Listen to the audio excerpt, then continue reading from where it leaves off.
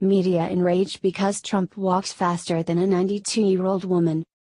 President Donald Trump's visit to London was a perfect occasion for the British left to vent their spleen.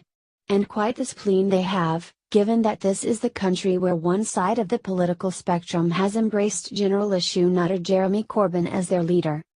There was also the Trump baby balloon. There was the protests in Trafalgar Square. There was Sadiq Khan's use of the event to do some more Trump bashing. And then there was the fact that the president walked faster than a 92-year-old woman. That's right, I'm talking about his meeting with Queen Elizabeth, which gave way to a whirlwind of Trump bashing. Take the UK Telegraph, which is actually a fairly reasonable paper by the standards of Albion. Last night President Trump met the Queen at Windsor Castle, where he accidentally committed a breach of royal etiquette by briefly walking in front of the monarch as they set off to inspect the Guard of Honor, they wrote.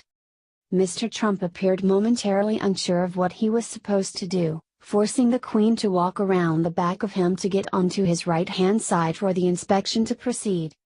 Quell horror. And that's not the only breach of royal etiquette he was accused of. Earlier, he faced even harsher allegations from the UK Independent. Mr. Trump and Melania, the First Lady, defied protocol when they greeted the Queen. Mr. Trump failed to bow and Trump did not curtsy, instead simply shaking hands, they reported. The one issue with that is that, according to the UK Mirror, Trump actually did bow, although it was apparently short in duration.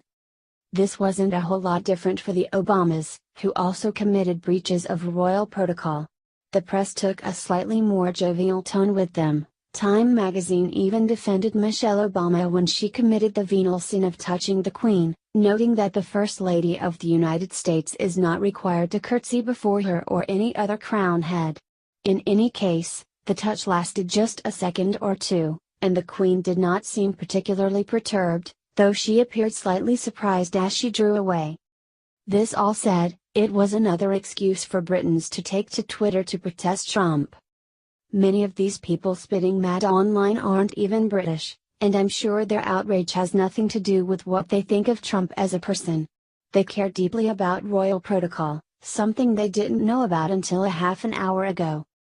At least there was some sanity on social media, however. Royal protocol is something the British inexplicably still care about, like cricket or Oasis post-90s output.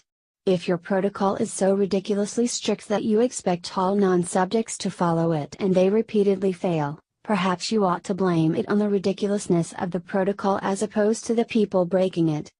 Either way, it was a great opportunity for the British and